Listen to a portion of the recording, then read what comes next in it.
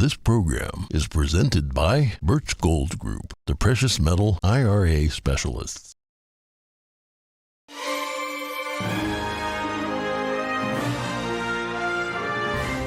Good morning. In today's headlines, flight delays, cancellations, a powerful winter storm. The winter holidays are here, but Mother Nature has her own plans. Arizona's outgoing governor ordered the construction of a makeshift border wall back in August. Now Arizona is taking it down after a U.S. government lawsuit. Governor Ron DeSantis gets his wish granted by Florida Supreme Court. A statewide grand jury will investigate any wrongdoing related to COVID-19 vaccines in his state. Sam Bankman-Fried is out on bond, but his release comes with strict conditions. The FTX founder awaits trial in what's being called one of the largest financial frauds in American history. And North Carolina Supreme Court struck down a voter ID law and a redistricting map. They've cited Republican gerrymandering as the reason. We speak to the former North Carolina GOP executive director to get his reaction.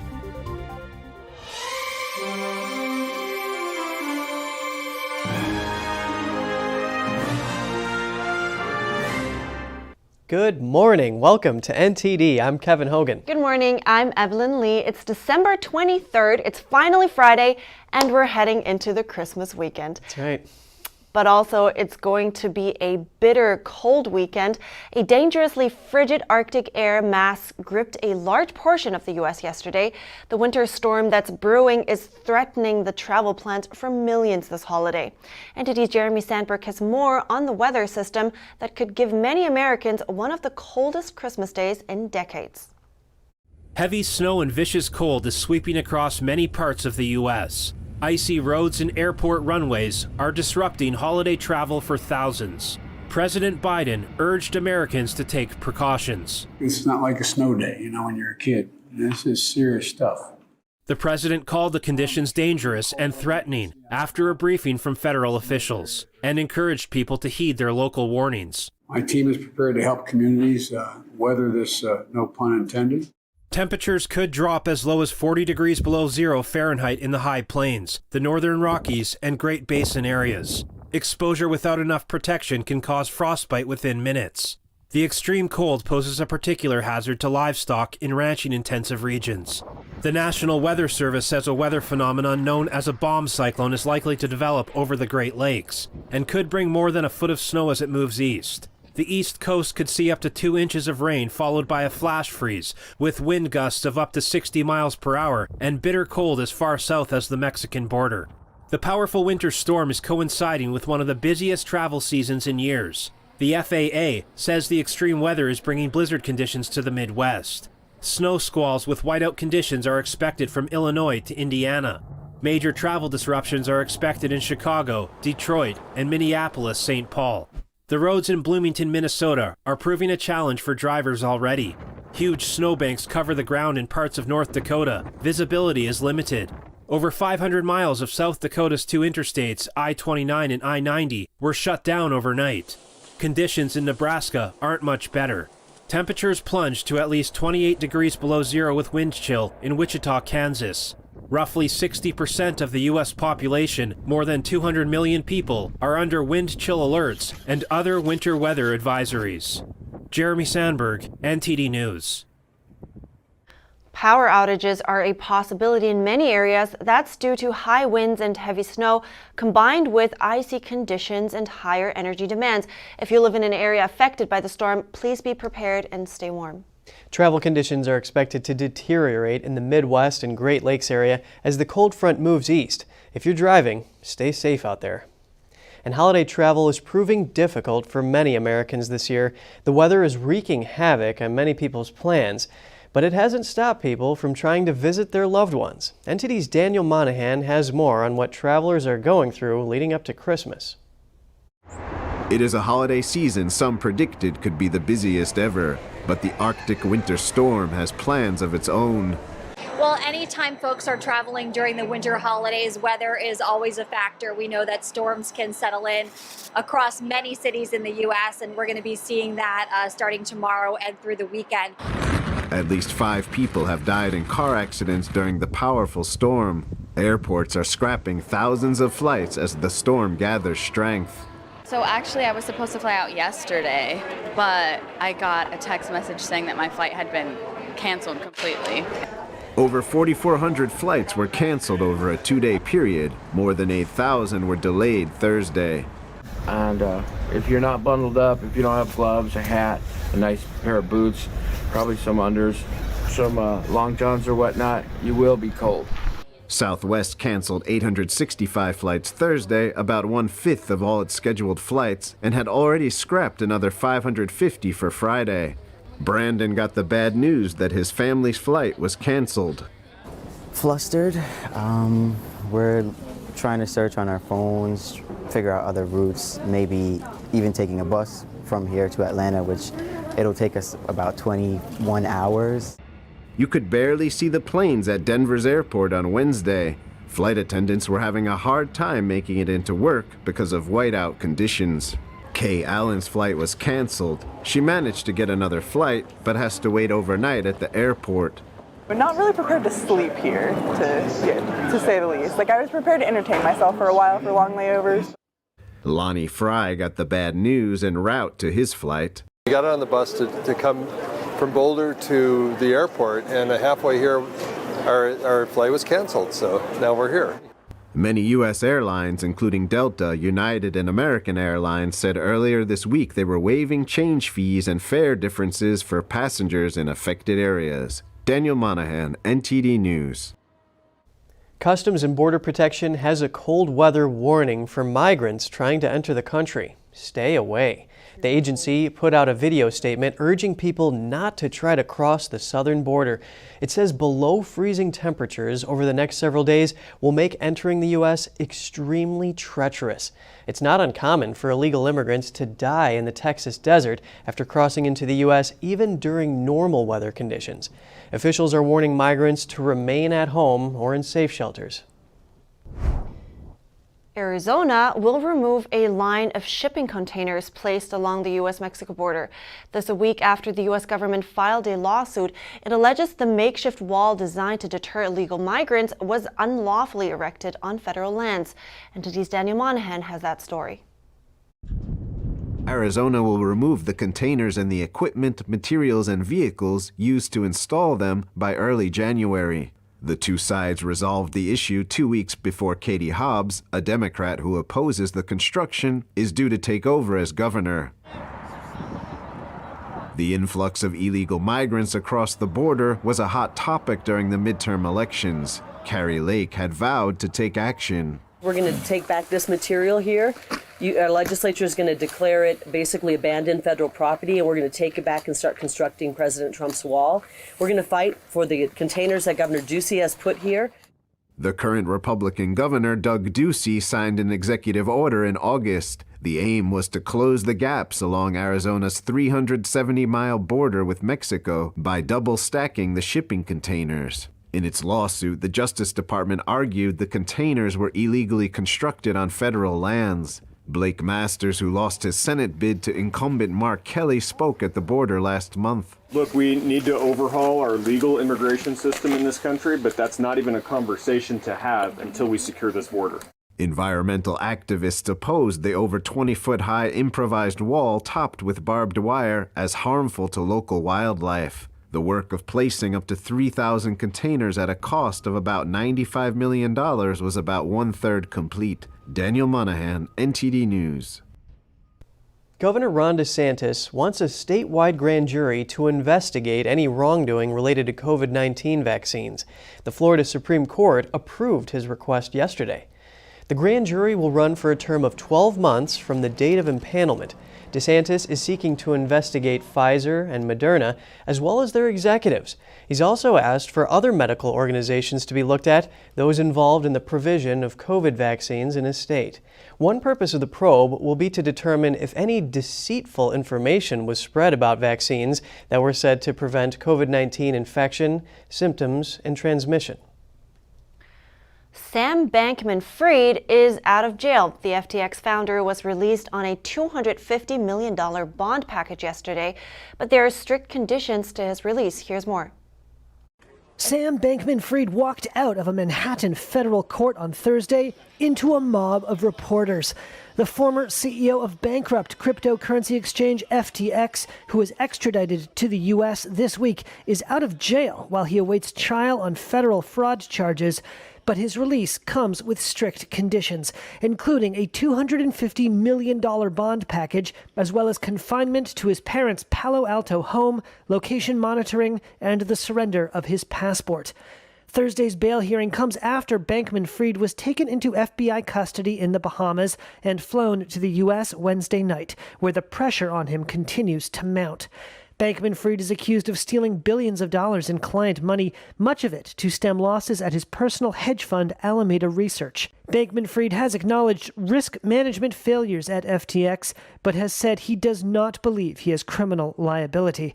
The son of two Stanford professors and a graduate of the elite Massachusetts Institute of Technology, Bankman-Fried rode a boom in the value of Bitcoin and other cryptocurrencies to become a billionaire several times over. But last month, reports that FTX had commingled client funds with the founder's hedge fund led to a wave of withdrawals, prompting the exchange, valued at $32 billion last January, to declare bankruptcy. The U.S. attorney overseeing the case called it one of the largest financial frauds in American history. Yesterday, the Senate passed that $1.7 trillion bill we've been hearing about all week. There are increases for both defense spending and non-defense spending, plus some money dedicated to the Department of Justice for prosecutions related to the January 6 Capitol breach. NTD's Melina Weisskopf reports. A win for Democrats today on Capitol Hill as they've secured funding levels for 2023, just before Republicans take control of the lower chamber just 2 weeks from now. Summer lunches for kids now every summer. Increase in Pell Grants. So we've concluded this Congress, one of the most productive in decades, with one of the best omnibus packages in decades. It passed the Senate this afternoon on a vote of 68 to 29. Many Republicans railing against it, some even railing against their own party leadership for cutting a deal in the final hours of the 117th Congress. Some Republicans are trying to call it a big win. I'm sorry, I have a hard time calling that a big win. When you unite all 50 Democrats and sharply divide Republicans, getting, I don't know, probably 10 to 20 votes to support this, I don't understand how that's a big win for Republicans. Senator Ted Cruz writing in a statement, quote, "It is the height of recklessness for Senate Republican leadership to cut a deal with House Democrats who were just voted out of power to give away the leverage that the incoming Republican majority in the House of Representatives could have used to force the Biden administration to change course. The 4,000-page bill released just 2 days ago includes $858 billion in defense spending, a nearly 10% increase, and an 8% increase for non-defense, $787 billion for programs like housing assistance, childcare, energy assistance for low-income households, and more. It actually includes measures directly related to the January 6th attack. House Speaker Nancy Pelosi praised these efforts in her last press conference as Speaker, calling them efforts to defend democracy. She first used this language in reference to the billions of dollars in extra aid toward Ukraine, but also in reference to the measures relating to January 6th. So included in this government funding bill is the Electoral Count Act reform, which is meant to make it more difficult to overturn presidential election results in a variety of ways. One of those ways being to raise the threshold for objections to state electors from just one House member and one senator to 1/5 of each chamber. It also provides extra funds for the Department of Justice to further investigate the January 6th Capitol breach. Specifically, it gives around $200 million to U.S. attorneys to further pursue those prosecutions. Reporting in Washington, D.C., Melina Weisskopf, NTD News. Coming up, North Carolina's Supreme Court struck down a voter ID law and a redistricting map. They cited Republican gerrymandering as the reason. We speak to the former North Carolina GOP executive director to get his reaction. TikTok's parent company Bytedance admits some user data has been compromised. It comes after the company came under heavy scrutiny over privacy concerns with a proposed ban on government devices. We'll have all that and more right here on NTD Good Morning.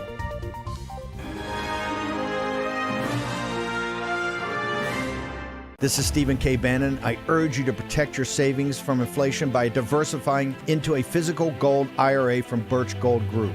Simply text the word NTD to 989898 and you'll get a free info kit on gold IRAs explaining everything.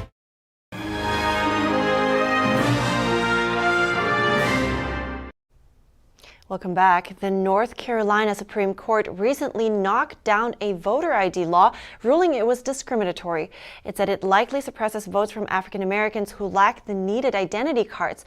The court also ordered a state Senate map to be redrawn because of partisan gerrymandering. I spoke to the former executive director of the North Carolina Republican Party to get his take on this. Joining me now is Dallas Woodhouse. He was the executive director of the North Carolina Republican Party and is currently a columnist for the John Locke Foundation. Good morning, Dallas. Good morning, Evelyn. Now, the North Carolina Supreme Court just struck down the voter ID law. And first, what I want to do is I just want to get your reaction on that really quick. So we're not surprised here. We have had a highly partisan Democrat-controlled state Supreme Court that has, over the last year, made a series of highly polarized rulings, and the voters have rejected that court. And coming in January, that court will flip to a Republican majority. I think what is most offensive is the voter ID statute that was passed, and we've been trying to get voter ID in place for a number of years now, is weaker than other states. It's not the most stringent in the world, but they, accused the legislature of having a, racial discriminatory intent in putting the statute in place, when actually the legislature was required to put the statute in place because the North Carolina voters had also amended the state constitution to require photo ID to vote. So in North Carolina, there's been two issues. One is a constitutional amendment that was passed by the voters that requires voter ID. But then this, of course, is the enabling law that says how to do it. The judges said that it was discriminatory and that less restrictive voter ID laws would have been enough to prevent the purpose of, prevent voter fraud. And what do you think about that?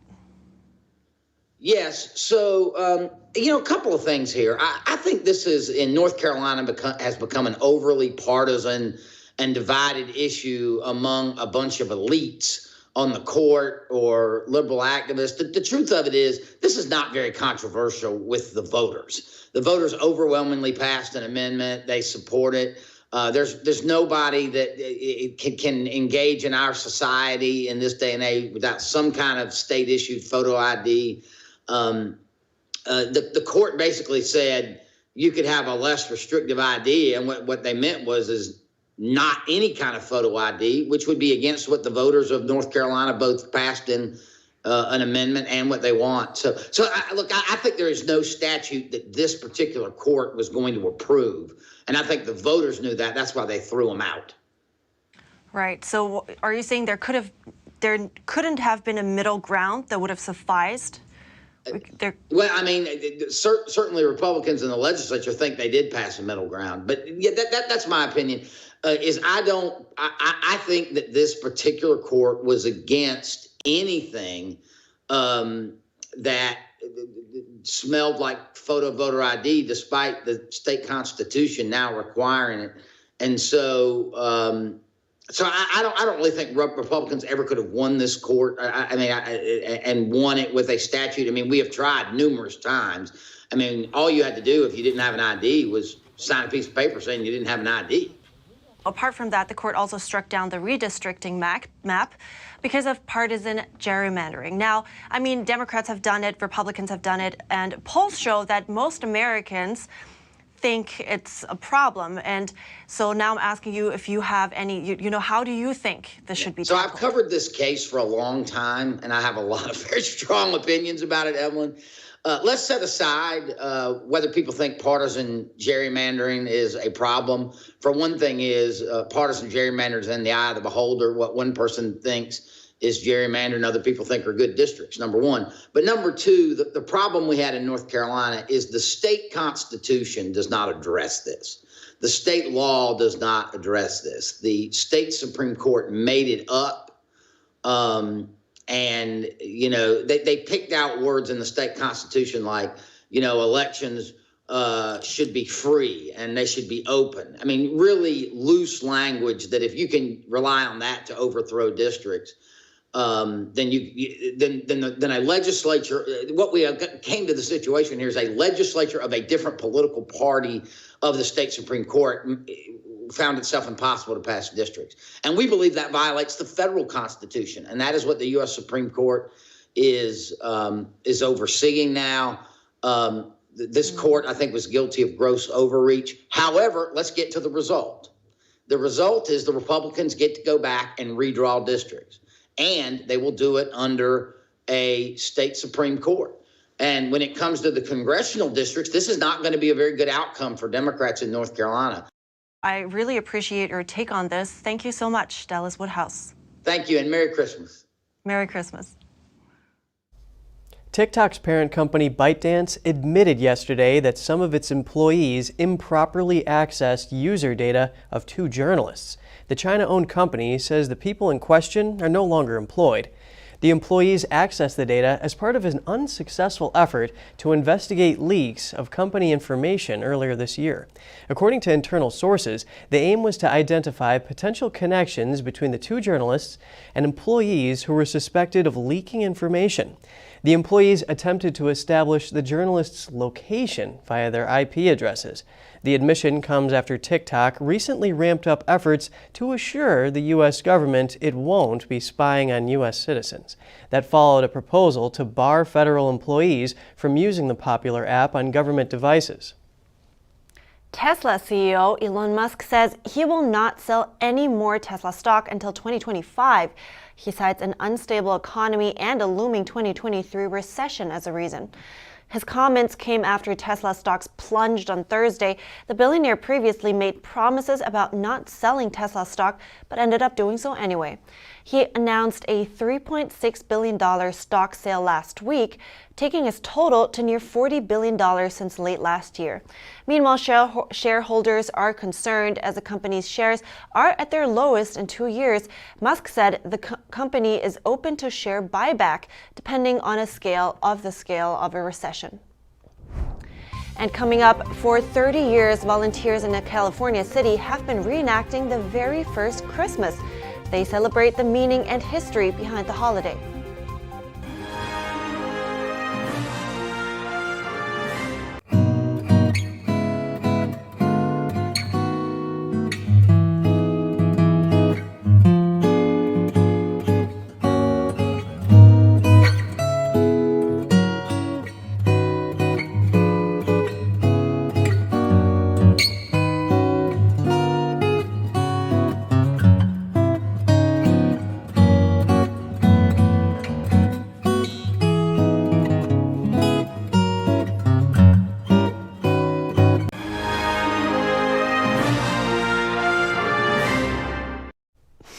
Welcome back.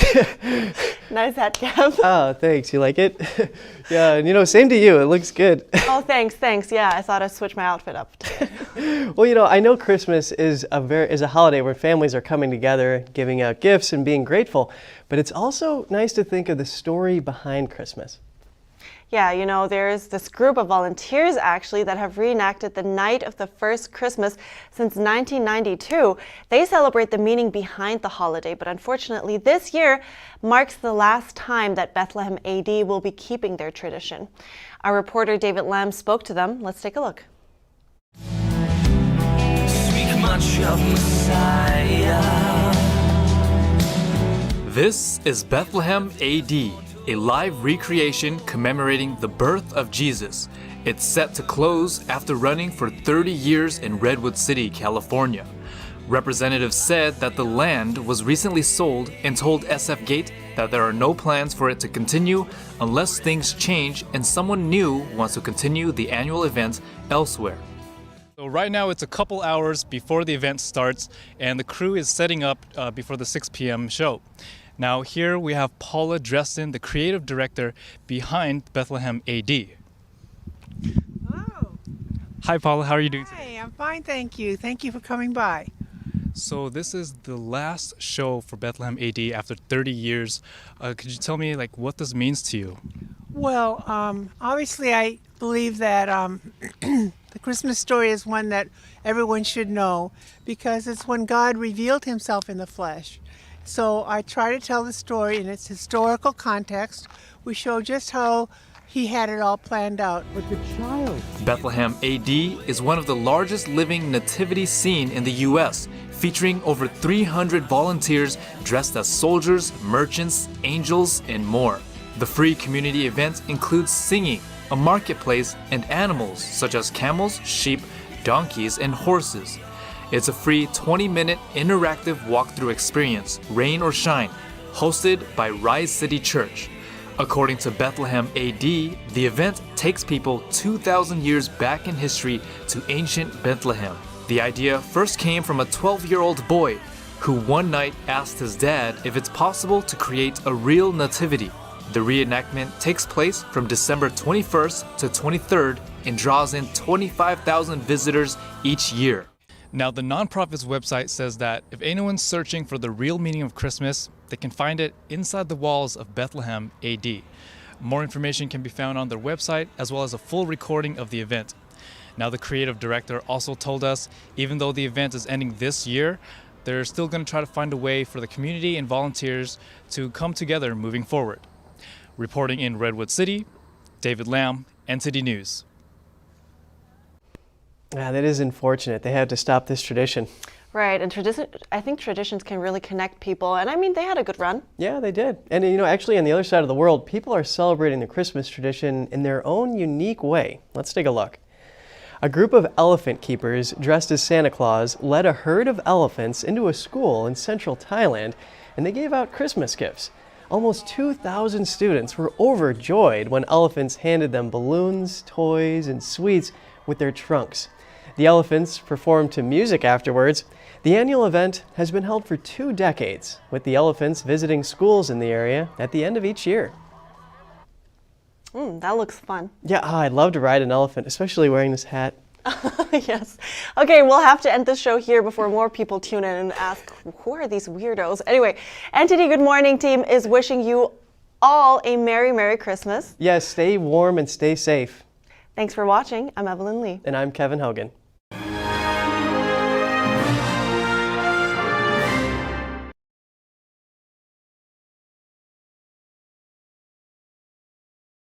Thanks for watching us on YouTube. Did you know YouTube only keeps selective videos on its platform? So if you want to make sure you get the full picture, just subscribe to our newsletter. Go to newsletter.ntd.com and sign up. It's free.